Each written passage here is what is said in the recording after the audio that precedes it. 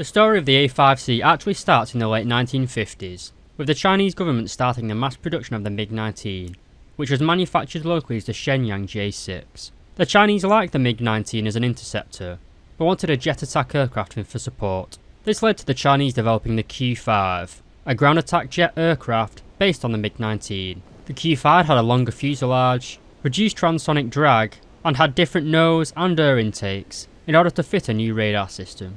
However, in production, this radar system was never fitted. While these changes to the MiG-19 airframe did cost the Q-5 some high altitude top speed, at low levels, both the MiG-19 and the Q-5 were pretty similar in terms of performance. While there are several versions of the Q-5 in War Thunder, today we're taking a look at the A-5C. The A-5 designation basically means that it is an export variant, with the A-5C referring to this Q-5 variant being able to fit Western equipment, such as Western rockets, Western missiles, and Western ejector seats. The A-5C has been quite successful in the export market, being sold to Pakistan, Bangladesh, and Myanmar. In 2015, the Myanmar Air Force were bombing the Myanmar National Democratic Alliance Army, and ironically accidentally dropped bombs on a Chinese village, which sadly killed 4 villagers. While most Q-5 and A-5C variants have now been retired by those active air forces, it only left service with the Chinese Air Force in 2017. Quite a service run for a plane that was first built in 1969.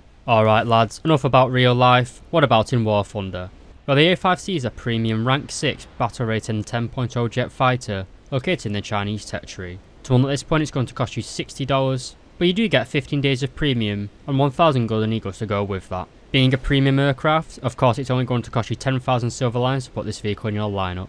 However, being a somewhat top tier jet fighter, and especially being a premium, I'd always recommend getting the Expert and Ace qualifications. In the A-5C's case, it costs 1,510,000 silver lions and 2,800 golden eagles respectively. You also have a pretty good repair cost at 5,070 silver lions in all 3 game modes. Going on to the rewards, and in playing realistic battles and with a premium account, you'll have an RP reward modifier of 696% and a silver line modifier of 796%. In terms of customization, you do have a single golden eagle camouflage, as well as 1 camouflage available on the Guardian marketplace. The A-5C is quickly getting a reputation for being borderline overpowered and pays to win at the minute, but is it worth buying, and will it stay this powerful? Well, stick around to find out.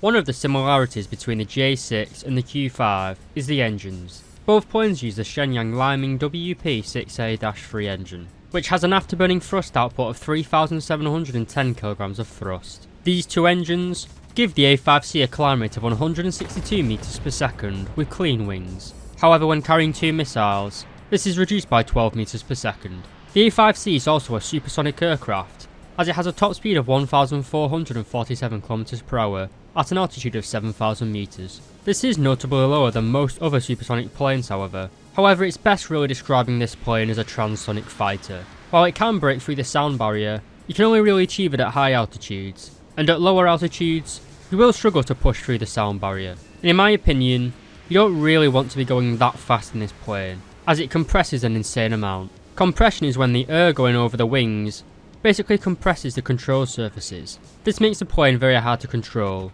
especially at higher speeds. While the stat card says you have a turn time of 25 seconds, this is at speeds below 600 km per hour. When you're approaching Mach 1, your ability to turn is absolutely non-existent. This is obviously quite a bad thing for a ground attack aircraft, as it's very hard to actually aim the guns when you're travelling at speed. While pulling positive Gs is doable, negative Gs is basically a no-go. You hold W on the keyboard and the nose just doesn't move. This is made even worse when going at near transonic speeds and carrying a full bomb load, as the plane is both compressing and incredibly heavy. This also affects the plane's ability to boom and zoom. You do get an air spawn in this plane, and I would recommend climbing at the start of a match. However, if you notice people below you and then try to dive on them, even planes which are usually much less manoeuvrable than you will easily be able to outturn you if you're coming down on those 6 with a high amount of speed. As like I've already said, when you're approaching subsonic speeds, your elevator just freezes in place. So if you are diving on someone at a high angle of attack, actually using your air brakes is a pretty good idea in this jet. And that is pretty much how I'd recommend playing this jet. While the air spawn does allow you to get in the early game and get some ground targets, I'd take the 2 air-to-air missiles, which we'll cover shortly, and climb at the start of a game in about a 20-degree climb. You could then roll over and dive on people and prey on them with your missiles from behind. I wouldn't climb very high however, as the A-5C is definitely optimised for low level operations. It is a ground attack aircraft after all. To conclude, the performance of this plane is actually pretty bad at battle rating 10.0. I have been up-tiered quite a lot, and when against top tier Phantoms and top tier MiGs to be honest, you stand pretty much no chance whatsoever. They can outrun you, and outgun you, and bloody outturn you. When you are down tiered or a battle rating 10.0, then the A-5C is a pretty good plane. But even planes that are traditionally considered slow, like the JA-35A, can easily run you down in this thing. You aren't particularly fast, you don't turn well. The only really redeeming factors about this plane are the 2 missiles. In many ways, you can think of this as the Chinese Yak-38. It has good weapons, but absolutely dogshit performance.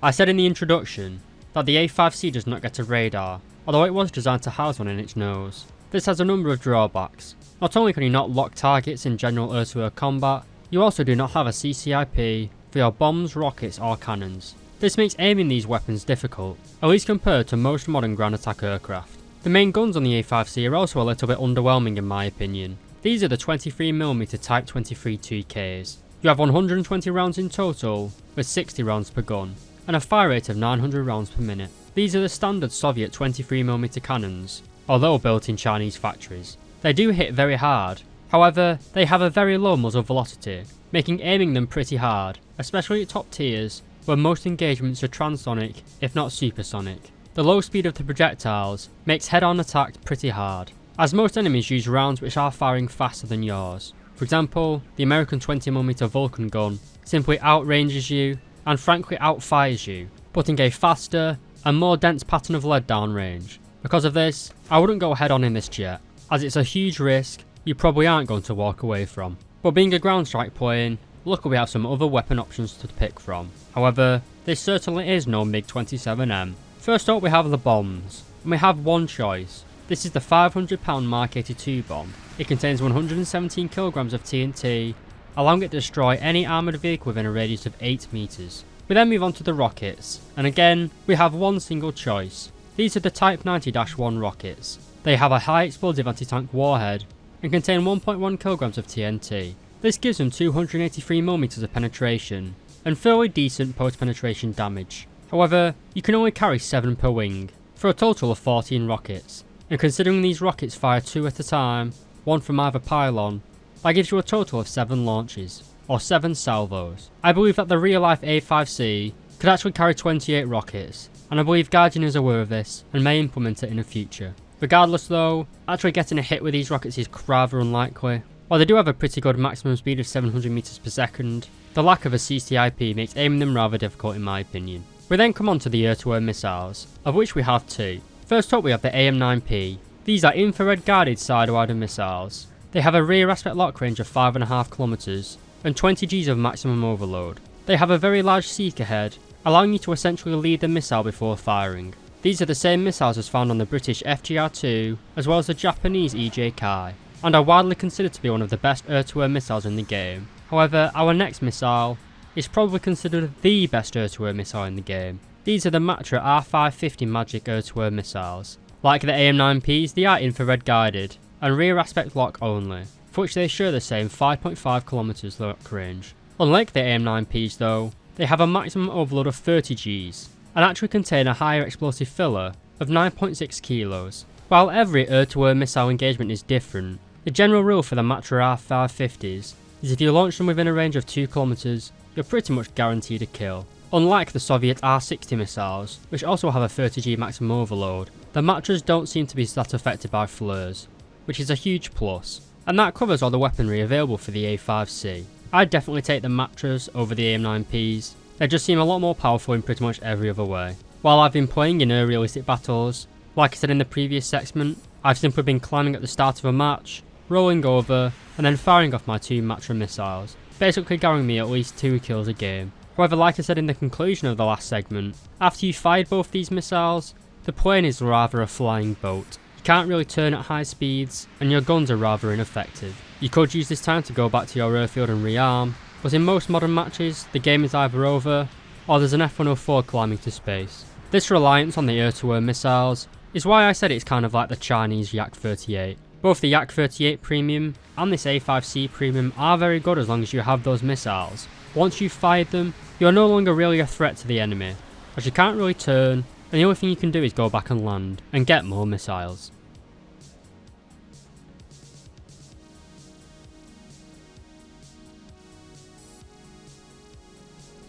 Let me know in the comments down below what you guys think about the A-5C, and which plane, tank or ship you guys would like to see reviewed next. To conclude, what I've been alluding at for the last couple of segments is that the A-5C's strength comes purely from its air-to-air missiles. Once you fire these two missiles, you largely become a toothless tiger. The ground attack options are also pretty lackluster. As well as the two air-to-air missiles, you can carry 4 bombs and 14 rockets, with both the bombs and rockets being rather underwhelming in my opinion. This is made worse due to the fact you lack a CCIP, which makes aiming them rather difficult. Granted, the A-5C does give you very good air-to-air missiles at a slightly lower battle rating of 10.0, but I think it is a pretty expensive plane, especially as this plane is almost certainly going to get up-tiered or a battle rating increase in the future. Especially considering the J35A, a battle rating 9.7 jet which only has AIM-9Bs, and as I said that's battle rating 9.7, and you're at battle rating 10.0 with arguably the best air-to-air missiles in the game. The A-5C is almost certainly going to be up tier to battle rating 10.3 or 10.7. At the minute though, the A-5C is probably the best premium in the game, at least for getting kills, and for making some money. Whether it's worth grinding out the Chinese tech tree, I'll have to leave that up to you guys. For me, it's not really. I'd say that the American, Japanese, Soviet and German air tech trees are a lot better pick at the minute. But if you purely want to have some fun and got $60 to throw into the wind basically, the A-5C is a pretty good plane to fly, at least until you fire those two missiles. As I've said now for probably the 5th time, after you fire those missiles, you're probably going to be regretting spending that $60. I personally would not buy this for my own money. I have got this on a test drive from Gaijin, and after the test drive expires, I won't be getting this jet again. I don't really like its playstyle. I prefer faster, more nimble planes such as the A5A and even the F4E. But anyway lads, I hope you enjoyed this review. If you did enjoy it, please leave a like and subscribe, and I'll catch you in the next video.